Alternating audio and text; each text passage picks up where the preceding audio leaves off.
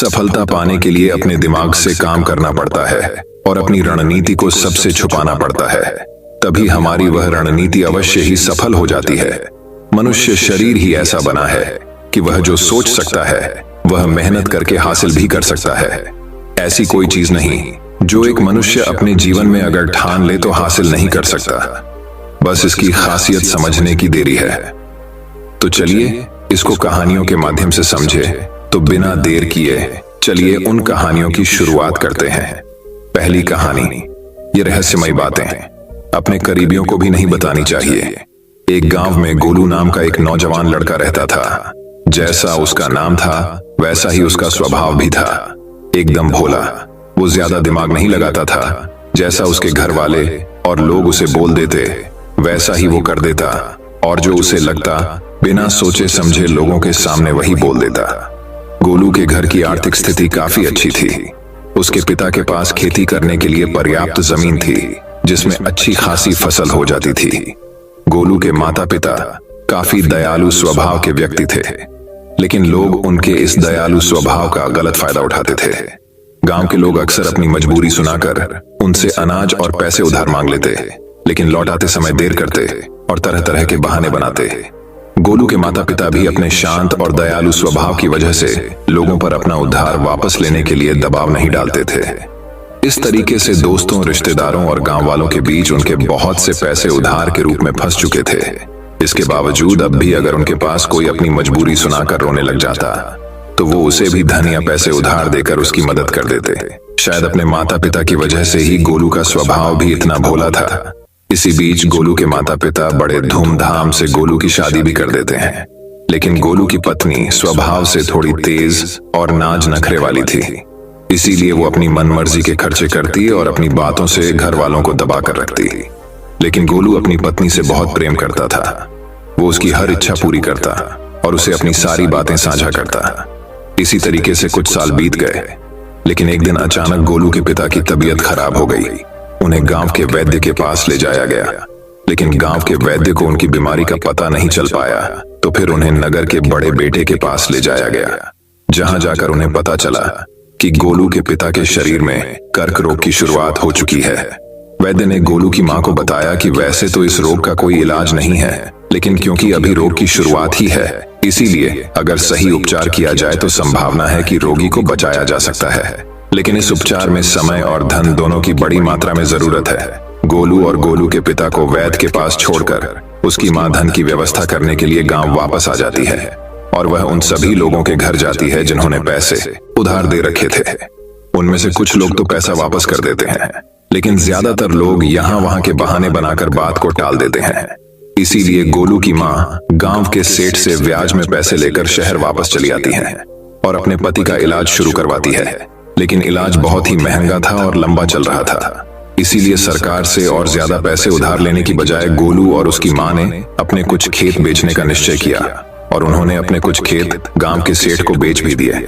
लेकिन इतना लंबा इलाज करवाने के बावजूद भी गोलू के पिता की तबीयत ठीक होने का नाम नहीं ले रही थी। उनके इलाज के खर्चों की वजह से लगातार गोलू की मां के गहने और उनके खेत बिकते चले गए। अब तो उनके पास नाम मात्र के ही खेत शेष रह गए थे। लेकिन दूसरी तरफ गोलू के पिता की तबीयत दिनों दिन और भी खराब होती जा रही थी। एक दिन जब गोलू बाजार से कुछ सामान लेकर के घर पहुंचा तो उसने देखा कि उसकी मां उसके पिता का सिर अपनी गोद में रखकर जोर जोर से रो रही है। गोलू के पिता इस दुनिया को छोड़कर जा चुके थे।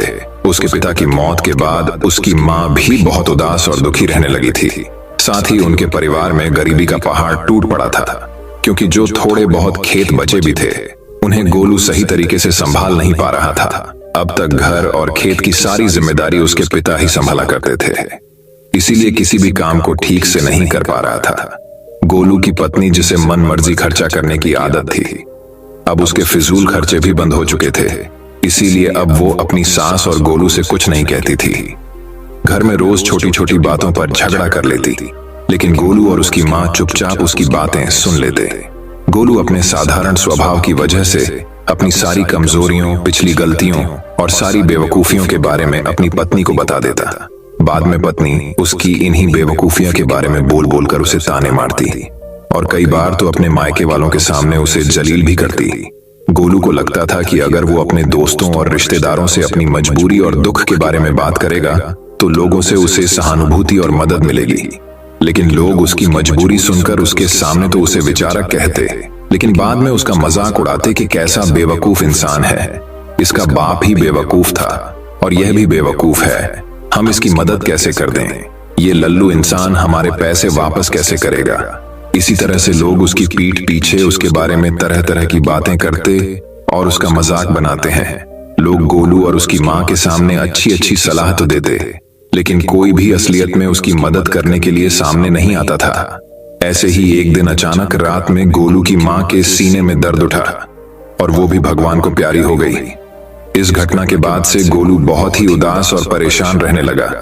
काम तो वह पहले से ही ठीक से नहीं कर पाता था, लेकिन अपनी माँ के जाने के बाद अब वो घर में ही उदास और दुखी होकर बैठा रहता था।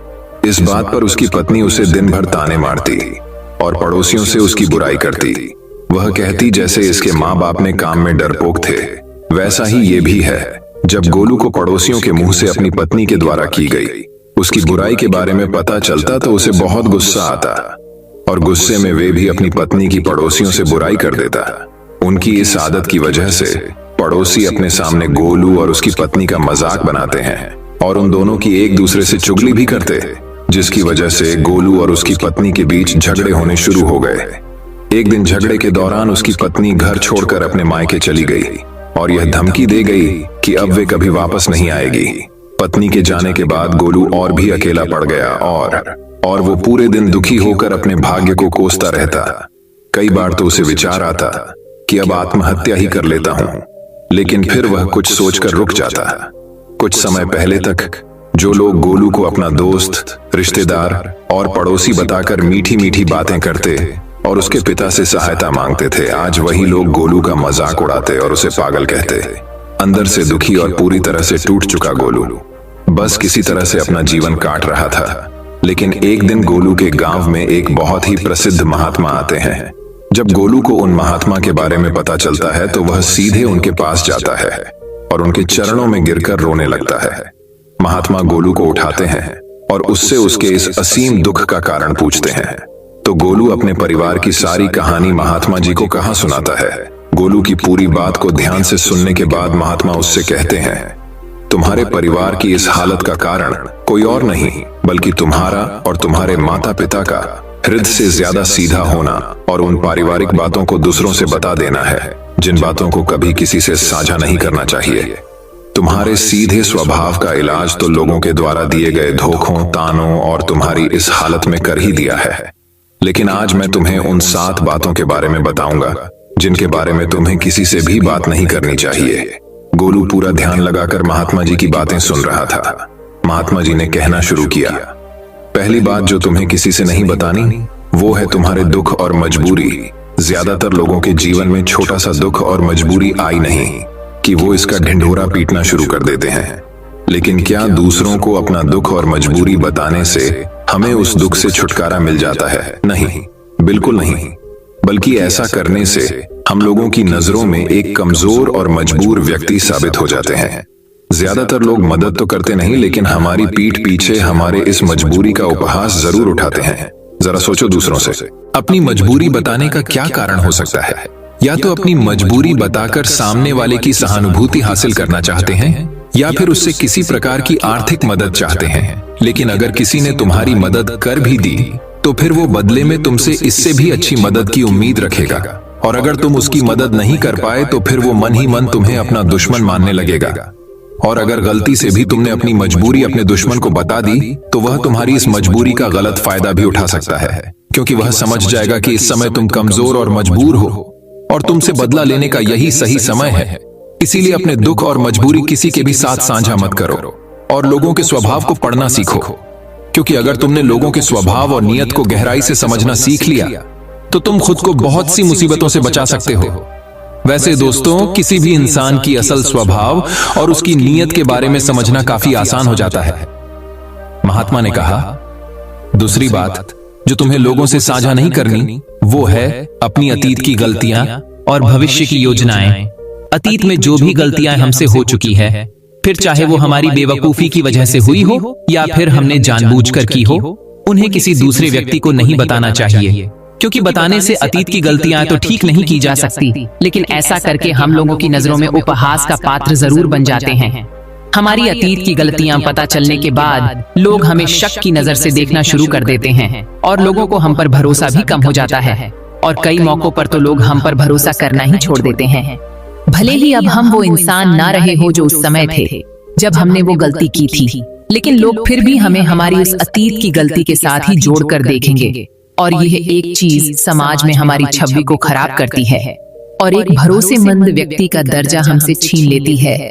दूसरी तरफ हमें अपने भविष्य की योजनाएं भी लोगों को नहीं बतानी चाहिए, क्योंकि ऐसा करने के दो बड़े नुकसान हैं।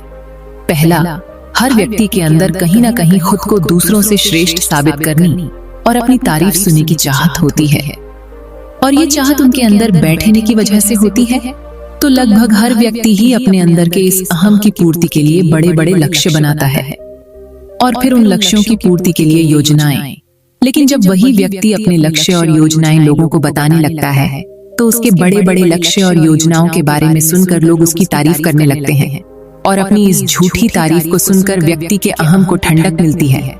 वो हम जो उसे ऊर्जा दे रहा था अपने लक्ष्य की पूर्ति के लिए, वो अब ठंडा पड़ने लगता है, जिससे आप व्यक्ति के अंदर अपने लक्ष्य के प्रति वो जज्बा नहीं रह जाता जो काम की शुरुआत में था, और इस बात की संभावना कई गुना बढ़ जाती है कि व्यक्ति अपने उस काम को बीच में ही छोड़ दें और उसका वो लक्ष्य कभी पूरा ही ना हो। इसीलिए हमेशा काम पूरा होने के बाद ही लोगों को उसके बारे में बताना चाहिए, और वैसे भी उन लोगों को अपनी योजनाओं के बारे में बताने का कोई मतलब नहीं जो हमारी उस योजना का हिस्सा ही नहीं है। समय से पहले अपनी योजनाओं के बारे में बताने का दूसरा नुकसान यह भी है कि लोग हमारी उस योजना को पूरा ही नहीं होने देंगे, क्योंकि कोई भी नहीं चाहता कि दूसरा व्यक्ति उससे आगे निकल जाए। इसलिए जब लोगों को तुम्हारे लक्ष्य और योजनाओं के बारे में पता चलेगा, तो वो तुम्हें पीछे खींचने की कोशिश करेंगे। यहाँ तक कि वे लोग भी जो अब तक आपकी मदद कर रहे थे, आपके दोस्त और रिश्तेदार भी पीछे हट जाएंगे। और अगर तुम्हारा बुरा चाहने वाले लोगों को तुम्हारी योजनाओं के बारे में पता चल गया, तो वह निश्चित रूप से तुम्हारी योजना को असफल बनाने की पूरी कोशिश करेंगे। इसलिए अपनी अतीत की गलतियां हो और भविष्य की योजनाओं को हमेशा गुप्त रखना चाहिए। महात्मा ने कहा, तीसरी बात जो तुम्हें किसी से नहीं बतानी, वो है अपने घर की बातें। हमारे घर में हमारे माता पिता, बच्चों, सास बहू या पति पत्नी के बीच क्या बातें हो रही हैं, वो हमें किसी से नहीं बतानी चाहिए, क्योंकि अक्सर घर में छोटी मोटी बहस, ये लड़ाई के बाद हम गुस्से में दूसरों से अपने परिवार की बुराई करना तो शुरू कर देते हैं, लेकिन उस समय यह भूल जाते हैं कि जो व्यक्ति हमारी बातें सुन रहा है, वो भविष्य में हमारी इन्हीं बातों के लिए हमें नीचा दिखा सकता है या लोगों के सामने हमें अपमानित कर सकता है। और वैसे भी जब हम लोगों के सामने अपने घर की बातें बताना शुरू कर देते हैं, तो लोगों को हमारे घरेलू मामलों में घुसने का मौका मिल जाता है, और वो जरूरत पड़ने पर हमारे इस घरेलू मनमुटाव का फायदा भी उठा सकता है। इसके अलावा भी जब घर वालों को पता चलता है कि परिवार के किसी सदस्य ने उसकी बुराई की है, तो उसे बहुत बुरा लगता है, और इस बात को लेकर घर में और भी लड़ाई झगड़े शुरू हो जाते हैं। सास बहू और पति पत्नी के बीच अधिकतर झगड़े तो सिर्फ इसलिए होते हैं क्योंकि वो दोस्तों, रिश्तेदारों और पड़ोसियों से एक दूसरे की बुराई करते हैं। इसीलिए अगर हम अपने परिवार के सदस्यों की तारीफ नहीं कर सकते, तो किसी और से हमें उनकी बुराई भी नहीं करनी चाहिए। महात्मा ने आगे कहा, चौथी बात जो तुम्हें किसी से नहीं बतानी, वो है अपनी कमजोरियां और अपनी ताकत। पहली बात तो ज्यादातर लोगों को अपनी कमजोरी और ताकत के बारे में पता ही नहीं होता, और अगर तुम्हें अपनी कमजोरी और ताकत के बारे में पता है, तो तुम सच में एक बहुत ही बुद्धिमान व्यक्ति हो। लेकिन दूसरों के सामने अपनी कमजोरी और ताकत के बारे में ना बताने के दो बड़े कारण हैं। पहला कि अगर तुम्हारे दुश्मनों को तुम्हारी सबसे बड़ी ताकत के बारे में पता चल गया, तो अब वो तुम्हारी सबसे बड़ी ताकत नहीं रह जाएगी, क्योंकि तुम्हारे दुश्मन तुम्हारी उस ताकत का कोई ना कोई तोड़ निकाल ही लेंगे। और अगर तुम्हारी सबसे बड़ी कमजोरी भी लोगों के सामने उजागर हो गई, जो लोग अपनी बात मनवाने के लिए तुम्हारी उस कमजोरी पर ही प्रहार करेंगे और तुम्हें मजबूर होकर हमेशा ही दबना पड़ेगा, वो सामने वाले की बात माननी पड़ेगी। इसीलिए अपनी कमजोरी किसी को भी नहीं बतानी चाहिए, यहाँ तक कि पति को अपनी पत्नी से और पत्नी को अपने पति से भी नहीं, क्योंकि जरूरत पड़ने पर अपनी बात मनवाने के लिए यह एक दूसरे की कमजोरियों का फायदा भी उठा सकते हैं। और अगर पति की कमजोरी पत्नी को पता है तो पति को हमेशा ही दबकर रहना पड़ेगा, और इसका उल्टा भी उतना ही सही है। महात्मा ने आगे कहा, 5वीं बात जो तुम्हें दूसरों से नहीं बतानी वो है अपनी आमदनी और अपने धन के बारे में। अब किसी से अपनी आमदनी के बारे में ना बताने का क्या कारण हो सकता है? तो इसके 2 बड़े कारण हैं। पहला कि अगर हमारी आमदनी कम है और लोगों को इसके बारे में पता चल गया तो वो जरूरत पड़ने पर कभी भी हमारी आर्थिक मदद नहीं करेंगे और हमसे दूर भागेंगे, क्योंकि समाज में एक गरीब व्यक्ति की आर्थिक मदद करने से हर व्यक्ति डरता है। उन्हें इस बात का डर होता है कि इसकी आमदनी तो इतनी कम है, ये पैसे वापस कैसे करेगा। और साथ ही हमारी आमदनी के बारे में जानकर लोग हमारी हैसियत का अनुमान भी लगा लेते हैं और फिर हमें उसी के अनुसार इज्जत भी देते हैं। और अगर आमदनी बहुत कम है तो हमारा उपहास भी उड़ाते हैं। लेकिन दूसरी तरफ अगर आपकी आमदनी ज्यादा है और लोगों को इसके बारे में पता है तो वह छोटी सी भी जरूरत पड़ने पर आपके पास ही आर्थिक मदद मांगने आएंगे। और अगर किसी कारण बस आपने उनकी मदद नहीं की तो वो सोचेंगे कि ये व्यक्ति हमारी मदद कर सकता था, लेकिन उसने जानबूझकर मदद नहीं की। तो इस तरीके से आपकी ज्यादा आमदनी आपके दोस्तों और रिश्तेदारों के साथ आपके आपसी मनमुटाव और झगड़े का कारण बनेगी। इसीलिए अगर आमदनी कम है तो लोग मजाक उड़ाएंगे, और अगर ज्यादा है तो हर व्यक्ति तुमसे मदद मांगता रहेगा। इसीलिए अपने धन के बारे में बात ना करने में ही समझदारी है। और शास्त्रों में तो यह तक कहा गया है कि पति को अपनी कमाई के बारे में कभी भी पूरी तरह से अपनी पत्नी को नहीं बताना चाहिए, क्योंकि अगर पत्नी को पति की कमाई के विषय में पता चल गया तो वो उसकी कमाई को अपने हिसाब से चलाने की कोशिश करेगी, उसके धन पर जरूरत से ज्यादा अपना अधिकार जताएगी और पति के तमाम खर्चों पर रोक लगाने का प्रयास करेगी। महात्मा ने उससे आगे कहा, 6ठी बात जो तुम्हें लोगों से नहीं बतानी वो है अपने अपमान के बारे में। अगर तुम्हें किसी कारण से कहीं पर भी अपमानित होना पड़ा है तो इसके बारे में कभी किसी चर्चा ना करो, अपनी पत्नी को भी ना बताओ, क्योंकि तुम्हारी पत्नी बेशक उस वक्त तुम्हारे पक्ष में बात करेगी, लेकिन बाद में बात बात पर उस अपमान का ताना देती रहेंगी। और अगर दूसरे लोगों को भी तुम्हारे उस अतीत में हुए अपमान के बारे पता है तो वो कभी भी 4 लोगों के सामने तुम्हारे उस अपमान के बारे में बात करके तुम्हें जलील कर सकते हैं। महात्मा ने आगे कहा, 7वीं और अंतिम बात जो तुम्हें दूसरों से साझा नहीं करनी वो है अपने मित्र और अपने शत्रुओं के बारे में। हालांकि ज्यादातर लोगों को इससे कोई मतलब नहीं होता कि हमारे मित्र और शत्रु कौन है, लेकिन इस जानकारी का गलत फायदा वो लोग उठा सकते हैं जो हमारा बुरा चाहते हैं। अगर हमारे शत्रुओं को यह पता चल गया कि हमारे मित्र कौन है जो जरूरत पड़ने पर हमारा साथ दे सकते हैं, तो वो हमारे मित्रों के साथ अपने संबंध गहरे करके उन्हें हमसे दूर ये हमारे खिलाफ कर सकते हैं। और अगर हमारे मित्रों को यह पता है कि हमारा सबसे बड़ा शत्रु कौन है, तो अगर आने वाले समय में किसी कारण बस हमारा वो मित्र हमारा शत्रु बन जाता है तो वो हमारे उस पुराने शत्रुओं के साथ मिलकर हमारा बड़ा नुकसान कर सकता है। इसलिए अपने मित्र और शत्रु के बारे में हर जगह सबके सामने बखान नहीं करना चाहिए। इतना कहने के बाद महात्मा जी मौन होकर गोलू के चेहरे की तरफ देखने लगे। गोलू की आंखों में आंसू थे, पश्चाताप के आंसू। आज पहली बार उसे महसूस हुआ कि वो अपनी पत्नी, दोस्तों और गांव वालों को अपनी हर एक बात बताकर कितनी बड़ी गलती कर रहा है, और उसकी इसी नादानी की वजह से सब उसे बेवकूफ समझते हैं और उसकी पत्नी भी उसकी इज्जत नहीं करती और उसे छोड़कर जा चुकी है। लेकिन उस दिन महात्मा जी के सामने ही गोलू ने मन ही मन में यह निश्चय किया कि आज के बाद वो अपने राज किसी को नहीं बताएगा, अपना शोषण नहीं होने देगा और एक जिम्मेदार वो गंभीर व्यक्ति बनने का पूरा प्रयास करेगा। दोस्तों, उम्मीद करता हूँ आपको इस कहानी से एक अच्छी सीख मिली होगी। तो दोस्तों, अब चलिए हमारे दूसरे कहानी की शुरुआत करते हैं। दूसरी कहानी, लोग तो हमेशा फायदा उठाएंगे। एक समय की बात है, एक राजा था जिसने अपने जीवन काल में कई लड़ाइयां जीती और काफी हद तक अपने साम्राज्य का विस्तार किया, क्योंकि समय के साथ राजा की सूझबूझ और साहस के कारण साम्राज्य बढ़ता गया। राजा या तो अपने शत्रुओं को परास्त करके वहां अपने साम्राज्य का झंडा गाड़ देता था, या फिर शत्रु स्वयं उसके सामने आत्मसमर्पण कर देता था। साम्राज्य के अंदर भी सुख और शांति का माहौल था। लोग बिना किसी डर के खुशी से रहते थे।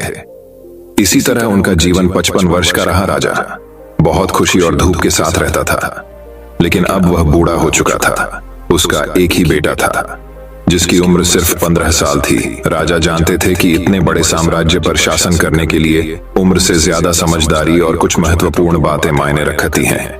जो इन बातों को अपना लेता है वह इतने बड़े साम्राज्य पर आसानी से शासन कर सकता है।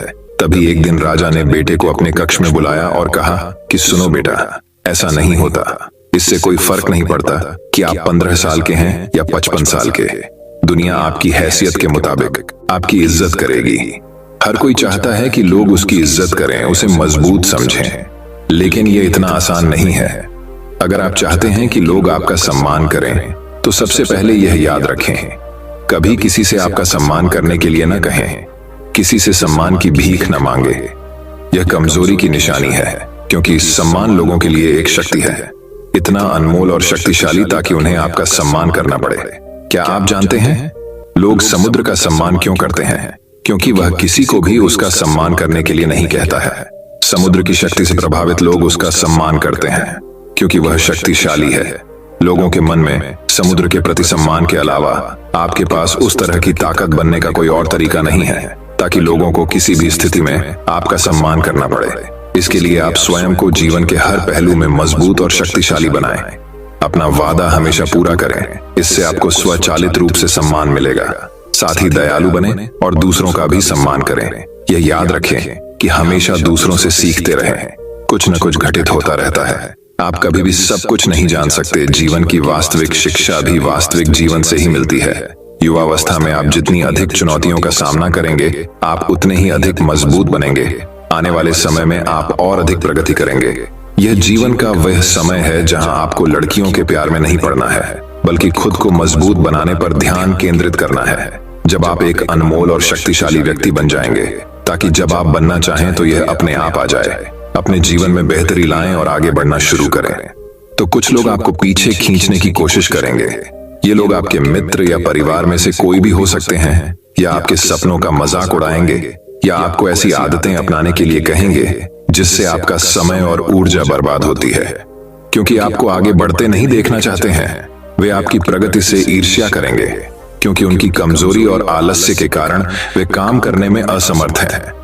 नहीं चाहते कि आप ऐसा कर सकें। साथ ही लोग आपको पीछे खींच लेंगे, क्योंकि कुछ दोस्ती सिर्फ थोड़े समय के मनोरंजन के लिए बनाई जाती है।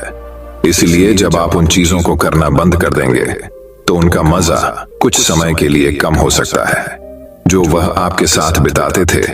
इसीलिए वे आपको पीछे खींचने की कोशिश करेंगे और आपको अपने जैसा बना देंगे।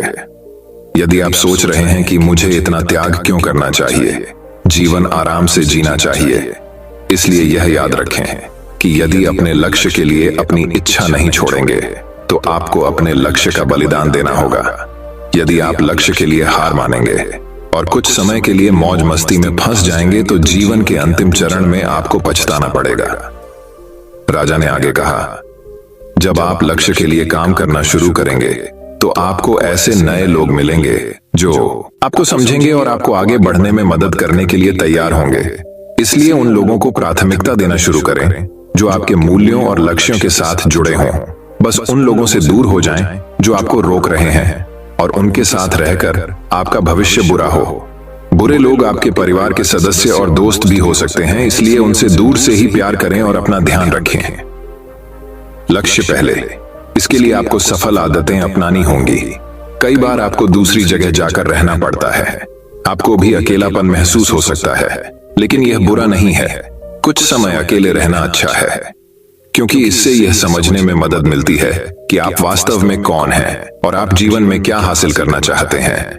एकांत में आप तब भी अपना काम पूरे ध्यान से कर सकते हैं जब कोई नहीं देख रहा हो। लोगों को सब कुछ दिखाने की जरूरत नहीं है कि आपको क्या मिला और आप आगे क्या करने वाले हैं।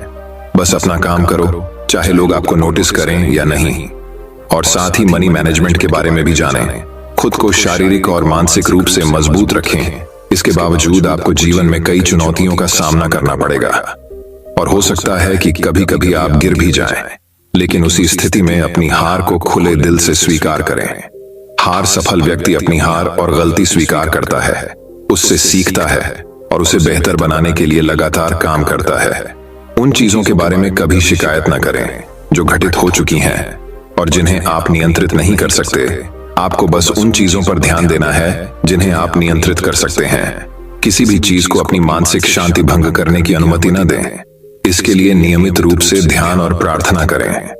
याद रखें कि एक व्यक्ति केवल उतना ही महान हो सकता है जितना वह कल्पना कर सकता है। इसलिए एक बड़ा लक्ष्य बनाएं। जो कुछ भी आपको मिला है उसके लिए भगवान का शुक्रिया अदा करें। उनसे साहसी बनने और जीवन के हर पहलू में जीत हासिल करने की प्रार्थना करें। लोगों को यह समझने के लिए यह याद रखें कि जीवन पूरी तरह से परीक्षा पर निर्भर करता है। एक ही स्थिति में एक व्यक्ति का अपने प्रति दृष्टिकोण दूसरे से बिल्कुल भिन्न हो सकता है। यह प्रत्येक व्यक्ति के विचारों, भावनाओं और व्यवहार पर निर्भर करता है। वह उस चीज को कैसे देखता है। कभी निराश मत होना, अच्छी चीजों पर ध्यान दें। नकारात्मक रवैया आपके जीवन को निराशाजनक बना देगा, भले ही आपके पास बहुत सारा धन और शक्ति हो। जैसे जैसे आप अपने जीवन में आगे बढ़ेंगे तो आप देखेंगे कि आपके दोस्तों का समूह छोटा होता जा रहा है। लेकिन अगर आप बारीकी से देखेंगे तो आपको यह देखकर खुशी होगी कि उनमें से प्रत्येक में कुछ विशेष विशेषताएं होंगी जिनसे आप सीखेंगे और आपको आगे बढ़ने की प्रेरणा मिलेगी। अपने जीवन में जिम्मेदार बने। किसी ऐसे व्यक्ति को अपने साथ ले जाएं जिसे आप अपनी संपत्ति और शक्ति के बारे में सच बता सकें, और वह भी बिना डरे आपकी गलतियों और कमजोरियों के बारे में आपको सच बता सके। क्योंकि एक कड़वा सच हजारों मीठे झूठों से अधिक शक्तिशाली होता है। आपको यह पता चल जाएगा कि वास्तव में आप अपनी शक्ति और संपत्ति में कहां हैं, आपको और कितनी प्रगति करने की आवश्यकता है। मेरे बेटे, इन बातों को अपने जीवन में अपनाकर तुम समय के साथ एक बेहतर इंसान बन जाओगे। जीवन में एक ऐसे मुकाम पर पहुंचोगे जहां लोग आपको बहुत मूल्यवान समझेंगे।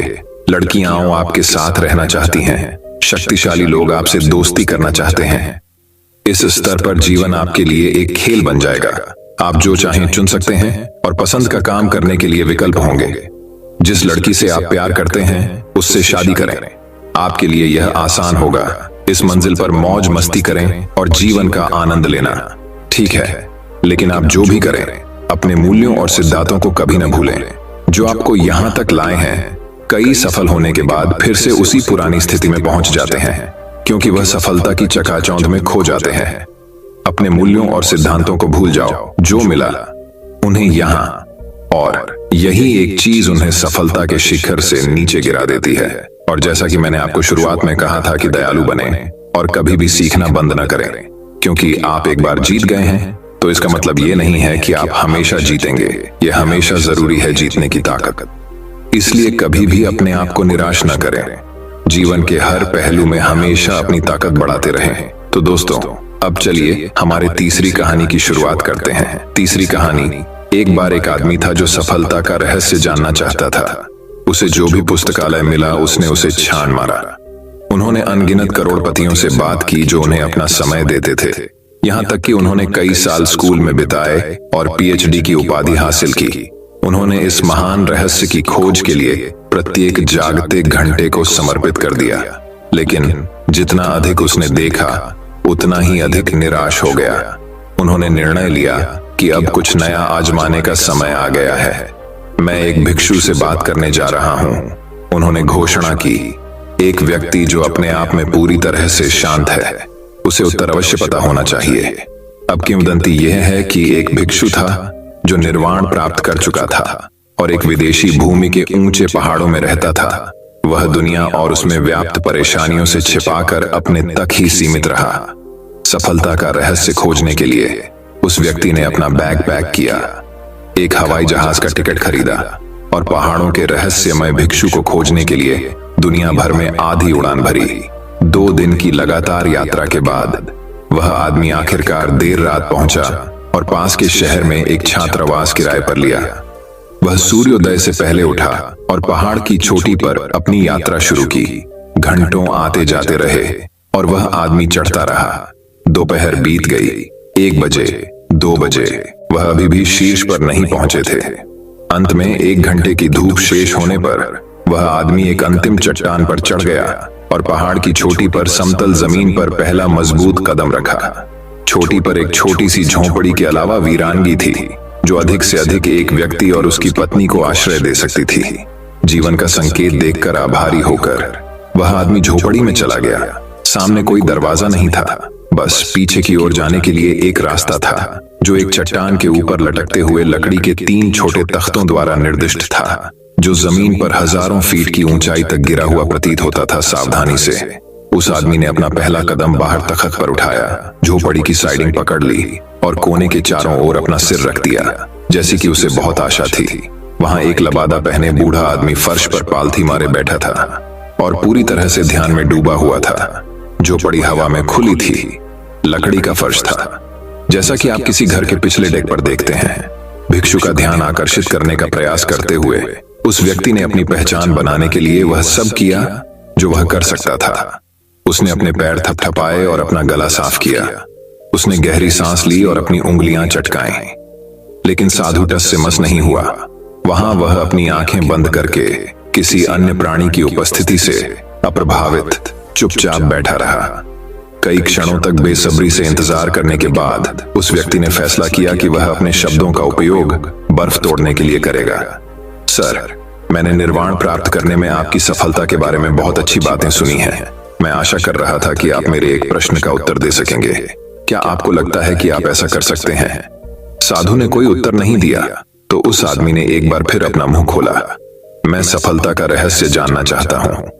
भिक्षु ने तुरंत अपना सिर घुमाया और जमीन से उठते हुए उस व्यक्ति की आंखों में सीधे देखा।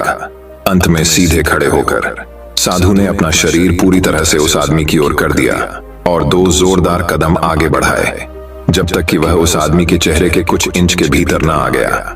उसकी आंखों में क्रोध और झिझक का मिश्रण था। वह एक पल के लिए रुके और फिर धीरे से बोले, आना। भिक्षु एक नई ऊर्जा के साथ उड़ गया, जैसे कोई दिव्य आत्मा उसमें भर गई हो।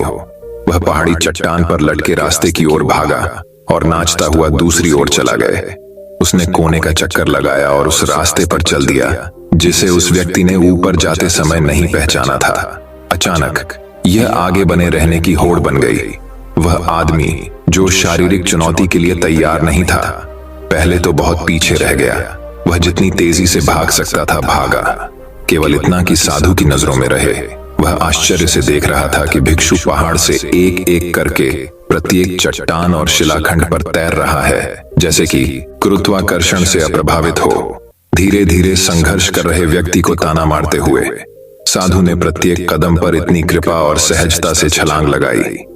कुछ मिनटों के बाद साधु उस आदमी की नजरों से ओझल हो गया। केवल विश्वास ने ही अब उसका मार्गदर्शन किया, क्योंकि वह पहाड़ से नीचे उतरता रहा और उम्मीद कर रहा था कि भिक्षु अंततः नीचे उसकी प्रतीक्षा कर रहा होगा। ऐसा लग रहा था जैसे कई घंटे बीत गए हों और अंततः उस आदमी ने पहाड़ की तलहटी में भिक्षु के साफ गंजे सिर से चमकते सूरज को डूबते हुए देखा हो। अपनी आखिरी सांस के साथ उसने राहत की सांस ली। उन्होंने चुनौती पार कर ली थी। वह आदमी आखिरकार पहाड़ के नीचे पहुंच गया, जहां साधु समुद्र तट की एक छोटी सी पट्टी पर खड़ा था। हांफते हुए, आंखों में पसीना टपकाते हुए वह आदमी साधु के बोलने का इंतजार करने लगा। साधु शांत खड़ा होकर सूर्यास्त की ओर देख रहा था। कुछ मिनट बाद साधु अंततः बोला, तुम क्या चाहते हो? वह आदमी थोड़ा निराश हो गया कि उसका समय बर्बाद हो रहा है। उसने अधीरता से सवाल का जवाब दिया, मैंने तुमसे कहा था, मैं सफलता का रहस्य जानना चाहता हूं। पहली बार भिक्षु मुस्कुराया और कहा, मेरे पीछे आओ। जब वह पानी में चला गया और गहराई में खड़ा हो गया, उस व्यक्ति ने झिझकते हुए और भ्रमित होकर वैसा ही किया जैसा भिक्षु ने कहा था और ज्वार की ओर चल दिया। जैसे ही उसने पानी में अपना पहला कदम रखा, उसकी रीढ़ की हड्डी में ठंडक दौड़ गई। यह उसकी पसंद के हिसाब से कुछ ज्यादा ही ठंडा था। वह एक क्षण के लिए रुका, एक गहरी सांस ली और पानी में उतरता चला गया। कुछ और सतर्क कदमों के बाद वह व्यक्ति काफी गहराई में था और भिक्षु के बगल में लगभग 2 फीट की दूरी पर खड़ा था। भिक्षु के दोबारा बोलने से पहले वे 1 मिनट तक मौन खड़े रहे। आप क्या चाहते हैं? सर, मैं आपको पहले ही 2 बार बता चुका हूं, उस व्यक्ति ने स्पष्ट रूप से चिढ़ते हुए कहा। समुद्र में खड़ा होकर क्या करेगा? कृपया मुझे सफलता का रहस्य बताएं। साधु ने उस आदमी की हताशा को समझते हुए एक बार फिर शांति से कहा, मेरे पीछे आओ। इस बार वह गर्दन तक गहराई तक खड़े होकर पानी में कुछ फीट और चला गया। इस बात पर वह आदमी क्रोधित हो गया। उन्होंने आधी दुनिया की उड़ान भरने में अपना समय और पैसा बर्बाद करने के अपने फैसले पर सवाल उठाया था। वह मुड़कर घर जाने ही वाला था, कि भिक्षु पानी में क्षितिज की ओर मुंह करके चुपचाप खड़ा हो गया। अपनी इच्छा के विरुद्ध उसने कुछ और कदम उठाए और समुद्र तल पर अपने पंजों के बल चलते हुए और अपनी डांडी को ऊपर उठाकर भिक्षु के पास पहुंचा ताकि उसका मुंह पानी के ऊपर रहे। कहीं से भी उस आदमी को महसूस हुआ कि दोनों कंधों पर एक मजबूत पकड़ उसे नीचे खींच रही है। इससे पहले कि वह प्रतिक्रिया कर पाता, वह पानी के अंदर था। कुछ सेकंड के बाद यह स्पष्ट हो गया कि यह पकड़ ढही होने वाली थी। अब यह उसके जीवन की लड़ाई थी। भिक्षु इतना छोटा, नाजुक दिखने वाला था, फिर भी उसकी शक्ति असाधारण थी। वह आदमी बहुत लड़ता रहा, लेकिन साधु की पकड़ से बाहर नहीं निकल सका। पहाड़ से नीचे लंबी दौड़ के कारण अभी भी उसकी सांस फूल रही थी। उसे महसूस हो रहा था कि उसकी सहन शक्ति तेजी से खत्म हो रही है। वह जानता था कि कुछ ही सेकंड की बात है जब वह बेहोश हो जाएगा और डूब जाएगा। वह आदमी हार मानने वाला था। वह काफी देर तक बेबसी से छटपटाता रहा था और जानता था कि अब उसके जाने का समय आ गया है। वह कुछ सेकंड के लिए निश्चल बैठा रहा। फिर एक ऐसी इच्छा शक्ति जो लगभग अलौकिक महसूस हुई उसकी आत्मा में भर गई। एक आखिरी प्रयास से आदमी ने समुद्र तल पर अपनी ताकत इकट्ठी कर ली। उसने अपने पैर मोड़कर पानी की सतह की ओर छलांग लगा दी। उसने अपनी भुजाएं घुमाई और अपनी पूरी ताकत से चिल्लाया और साधु की राक्षसी पकड़ से छूट गया। उसने हवा में अपनी पहली सांस ली और महसूस किया कि उसके फेफड़े एक बार फिर ताजी ऑक्सीजन से भर गए हैं। कुछ ऐसा जो उसने सोचा था कि उसे फिर कभी महसूस नहीं होगा। वह कुछ मिनटों के लिए अचंभे में पड़ गया। उसके चेहरे पर डूबते सूरज की चमक के साथ जैसे ही उसने अपनी सांसें संभाली, उसकी आंखें बंद हो गईं। जब तक उसे होश आया, साधु उसके पास से जा चुका था। उस आदमी ने समुद्र तट की ओर देखा और देखा कि साधु रेत पर खड़ा है और उसे धैर्यपूर्वक देख रहा है। घबराहट अचानक गुस्से में बदल गई।